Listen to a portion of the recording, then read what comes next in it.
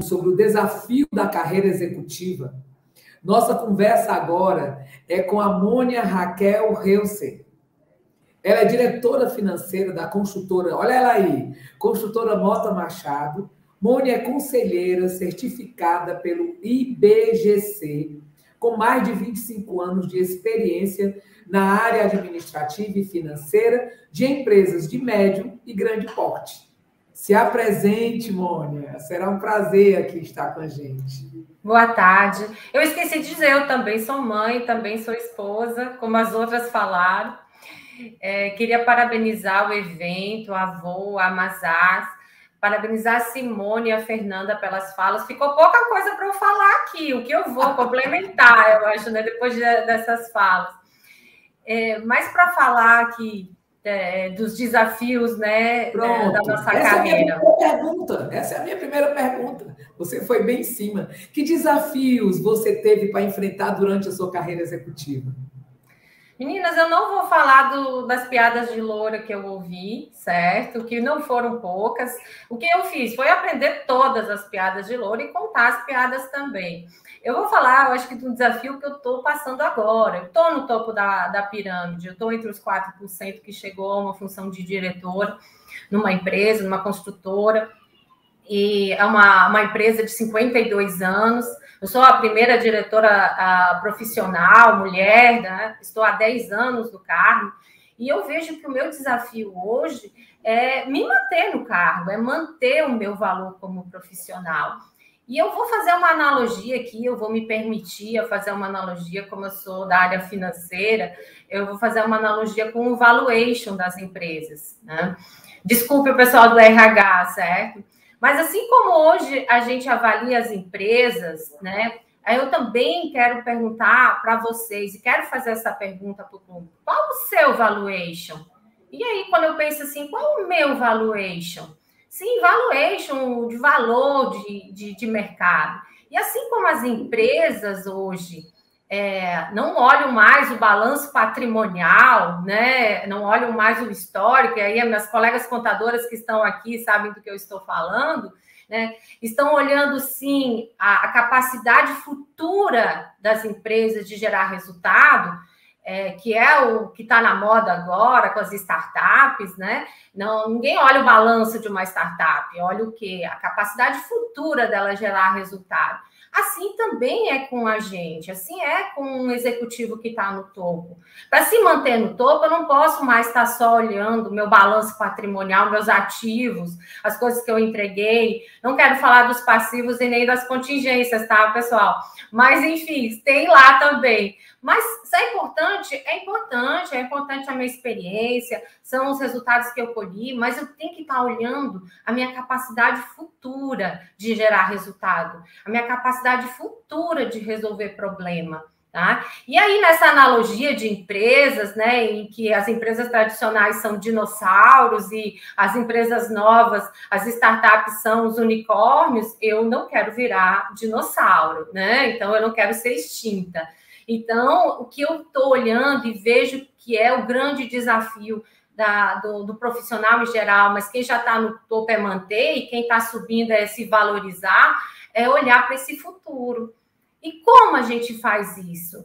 Né? Assim como as empresas investem em inovação, em melhoria contínua, nós profissionais também temos que fazer isso. Então, nós temos que estar o tempo todo pensando em adquirir novas competências. E aí, a Fernanda e a Simone falaram muito de competências comportamentais aqui, de soft skills. E sim, não são só competências técnicas, assim, os hard skills que a gente precisa estar olhando. E eu confesso para vocês que eu cometi vários erros na minha carreira no passado, porque eu achava que, como eu me formei contadora, migrei para a área financeira, fiz especialização, curso disso, curso daquilo, eu acreditava realmente que as competências técnicas seriam suficientes, né? Mas não, a gente precisa investir, sim, nas competências comportamentais também. É isso, Madá. Perfeito. Agora você tem que falar para a gente quais os projetos que você está envolvido e tocando hoje, nesse momento. Olha, além de toda a questão administrativa financeira, né, como eu também sou conselheira da empresa, a empresa tem um conselho consultivo, eu estou à frente das frentes estratégicas, digamos, da empresa. A empresa com 52 anos está investindo e se preparando para entrar nessa questão da inovação, né? Então, nós temos uma frente, criamos uma diretoria nova e até por minha indicação, a diretora que assumiu é mulher e estamos equilibrando o quadro, né? E 50% da diretoria hoje na empresa é mulher, só que nós somos só quatro ao total, então 2 homens e 2 mulheres. Então, eu estou fazendo parte dessa linha estratégica da empresa de entrar num processo de inovação, de melhoria contínua, entrar nesse ecossistema de inovação e tem sido muito interessante. Outro projeto que eu tenho tocado e me apaixonado é ESG, ou para o português ASG, né? Ambiental, Social e Governança. Também é um projeto apaixonante quando você entra e você vê que o caminho das empresas, da longevidade das empresas, passa por isso. E o terceiro projeto que hoje eu também estou à frente é uma gestão de propósito. Apesar de eu ser da área financeira, minha função é diretoria administrativa financeira, o RH também está na minha gestão. E a gente está construindo e buscando fazer uma gestão por propósito e valores. Nós temos um propósito muito bonito, que é gerar qualidade de vida, e a gente quer fazer ele que ele seja integral, seja verdadeiro, de dentro para fora, para os nossos colaboradores, para todos os nossos stakeholders, e não só para o nosso cliente final, que, enfim, nós vendemos apartamentos de alto padrão, bem localizados, então a gente sempre teve todas as preocupações de gerar essa qualidade de vida para o cliente, e hoje a gente também está com esse foco de ampliar essa visão. Fora, claro, também projetos na área específica financeira. A empresa está se preparando para um novo momento, estudando estruturações de fundo, de captação, e pensando aí nos próximos 50 anos da empresa. Perfeito, perfeito. Agora, fala para a gente, Mônia, quais os desafios enfrentados com a pandemia na empresa em que você trabalha? Como foi e como está sendo, né? Não é nem como foi, é como está sendo a questão do trabalho presencial, virtual, híbrido, flex, e aí vai os nomes que derem. Né? Como é que está sendo?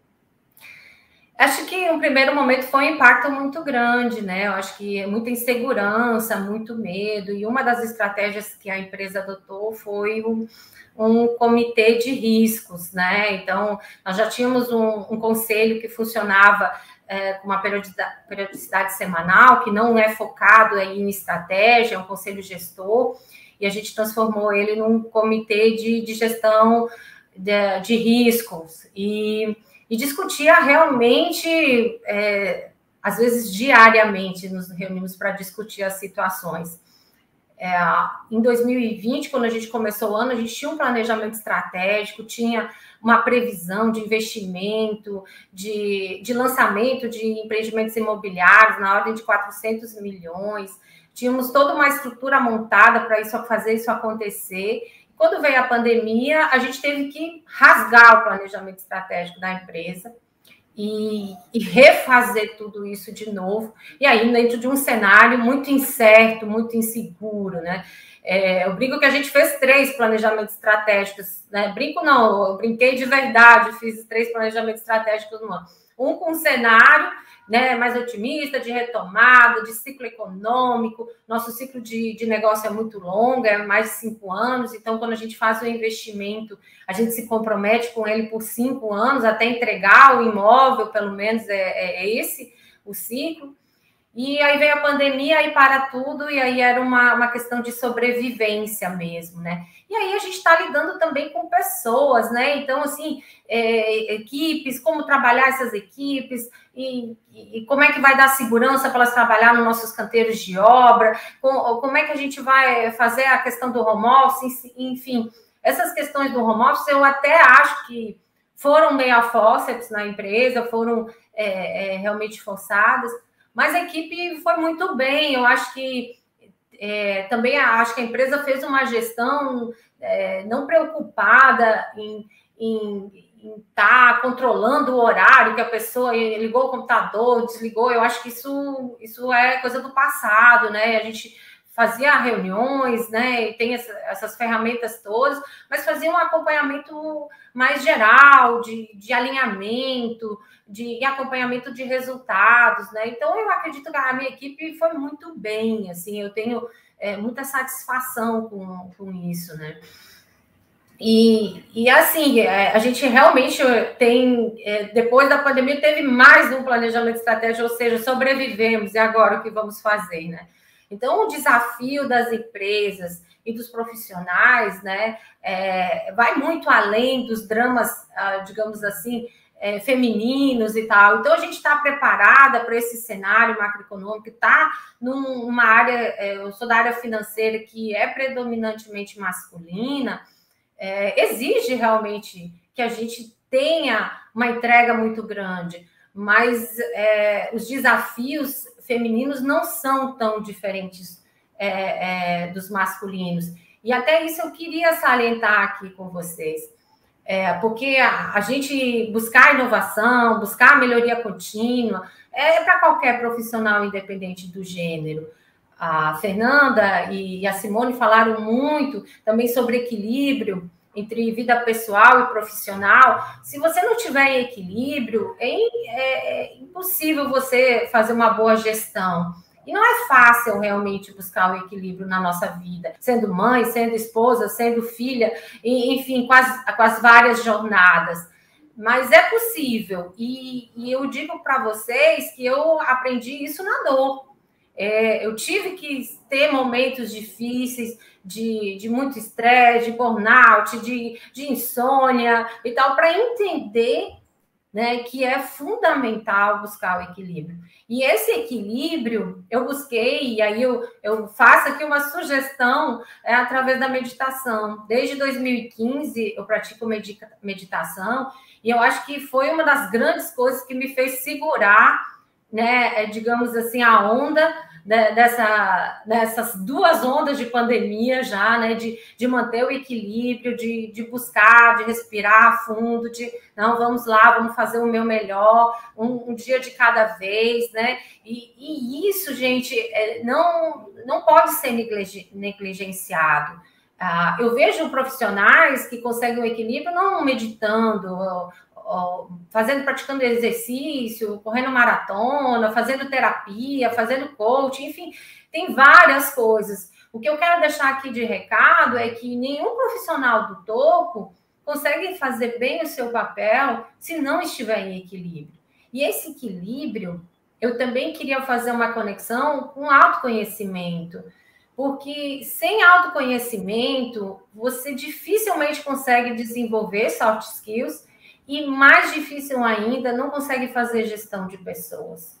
Se você está no topo, você precisa saber fazer gestão de pessoas. Você precisa entender de gente. E mais um erro que eu cometi na minha carreira, no começo da minha carreira.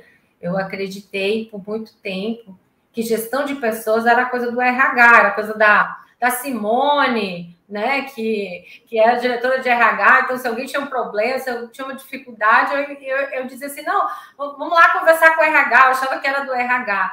Levou um tempo para eu entender, né, e aí por isso que eu faço o alerta. Para qualquer um que quer crescer nesse topo da pirâmide, ninguém faz nada sozinho. E se você não entender de gente, não se preocupar em ter empatia, entender como as pessoas se motivam, né, como elas gostam de ser gerenciadas, é praticamente impossível você se manter no topo. Perfeito! Olha que lição, viu? Porque uma diretora financeira, geralmente, né, Mônica, a gente vê que existe. Você está falando isso, mesmo sem ter esse lado, essa escola mais dura, bem no começo, né? E falando sobre gestão de pessoas, isso é muito interessante para todas nós, mulheres que estamos lhe assistindo. Mas, para encerrar, eu tenho uma pergunta. Ainda em relação à pandemia, na sua visão, acelerou ou atrasou o caminho das mulheres ao topo? O que podemos fazer para alavancar a carreira das mulheres? Deixando aí mais um conselho para as mulheres que estão aqui nos assistindo. Bom, eu não sou especialista no tema, mas eu acompanhei, a gente vê muitas reportagens falando do aumento do desemprego e que essa taxa é maior entre as mulheres. A gente ouve falar de violência, que a violência contra a mulher aumentou. A gente, sem falar da questão da tripla jornada, eu acho que as mulheres tiveram que enfrentar com a pandemia. Eu confesso que eu tenho um filho de 13 anos, muito bem na escola, se adaptou rapidamente às aulas online, mas mãe de crianças em fase de alfabetização, eu vi entrar em desespero, e eu vi colaboradoras, pessoas da minha equipe, a minha contadora, inclusive, com 2 filhos menores, quando eu ligava para a gente fazer uma reunião, era filho chorando, né, queria sentar no colo. Eu lembro de algumas reuniões com mulheres de banco, né, e eu escutava a criança chorando no fundo. Então, eu dizia, não, tudo bem, vamos dar uma pausa, vai lá atender. E ela dizia, não, tá tudo bem, tá tudo certo, né? Então, esses desafios aí, realmente, eu acredito que sim, dificultaram a questão de levar as mulheres ao topo. Mas eu quero falar do que pode ajudar elas, né? E eu acho que a Fernanda já falou isso, a Simone também, que foi a questão do networking, né? O networking é muito importante. Eu comecei a fazer networking de verdade aos 40. Então, meninas, por favor, comecem antes. E como fazer networking, né? O caminho que eu encontrei, eu sei que isso às vezes exige, eu não lembro agora se foi a Fernanda ou se foi a Simone que disse, mas exige que você também se entregue para um projeto, não é só você ter interesse nesse network, que é que ele vai me trazer, mas como eu posso contribuir. E hoje eu faço parte do IBEF, sou vice-presidente do IBEF aqui no Ceará, e eu tenho o maior orgulho de dizer que nós temos a primeira presidente mulher nos 35 anos de existência do Instituto. E a gente começou esse trabalho e está chamando e apoiando outras mulheres a participar do IBEF, que é o Instituto Brasileiro de Executivos de Finanças, que ainda é predominantemente masculino, mas nos últimos anos a gente teve uma adesão muito grande de mulheres. E a gente fez vários eventos como esse que são importantes, falando das nossas dificuldades, falando dos nossos desafios. Mas chegou um ponto em que eu disse, olha, a gente precisa falar também e criar o protagonismo que a Simone falou. É mulher falando de negócios. E agora, nessa gestão, todos os eventos do IBEF, nós temos sempre uma mulher participando. Então, nós tivemos mulher falando sobre hidrogênio verde e o potencial que hidrogênio verde representa para o estado do Ceará. Eu não sei nem direito o que é. Eu fui ler, eu nem vi lá, mas fui ler a matéria que saiu dela para entender o que é. Nós tivemos mulher falando sobre o agronegócio, era uma controle de uma empresa de uma agroindústria aqui da região.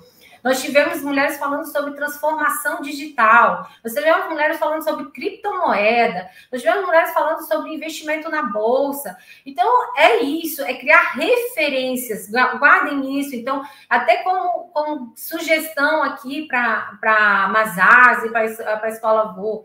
Quando for falar de algum tema, traga uma mulher para falar do tema. A Mazaz aí vai falar sobre...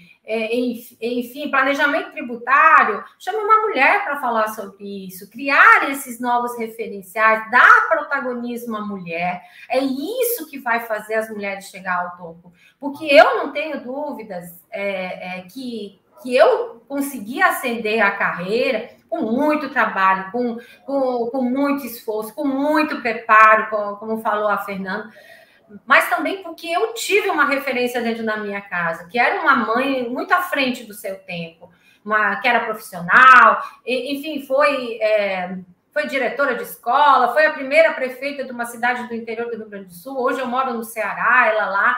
Mas, enfim, eu tinha uma referência, uma mulher que era a única mulher no grupo que falava e se impunha. Então, ela nunca me disse isso. Eu vi. Então, para a gente conseguir trazer mulheres para o topo, nós precisamos criar e apoiar essas referências. E eu também acredito na sororidade. Esse negócio de que mulher não colabora com mulher não é verdade, né? Assim, a gente vê muito forte nos grupos.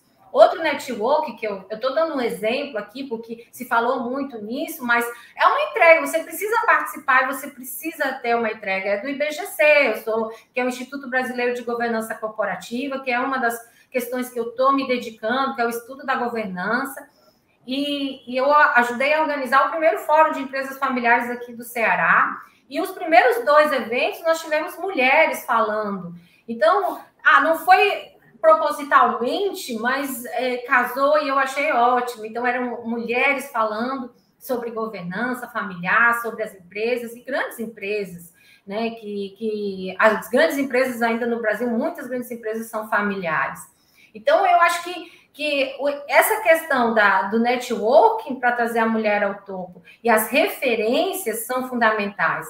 E também falar do ponto de atenção, que também a Fernanda já citou, que é a síndrome da impostora. Quando eu vi o trabalho, eu fui chamada pela KPMG para participar de um evento onde eles apresentaram essa pesquisa que foi feita com 1.000 empresas nos Estados Unidos, da lista da Fortune. E eu disse, não, eu não tenho esse negócio, eu sou merecedora, eu tive que ralar muito para chegar aqui, para me manter aqui como diretora da empresa. Eu não tenho esse negócio de síndrome da impostora, de não achar que eu sou merecedora. Mas quando eu entrei na fundo, na pesquisa, eu me identifiquei demais com algumas falas de mulheres. E aí também fica o alerta para as jovens executivas que estão querendo buscar um voo. E eu queria ler 2 falas aqui que eu vi e que eu me identifiquei e que talvez sirvam de alerta e serviram de alerta para mim agora.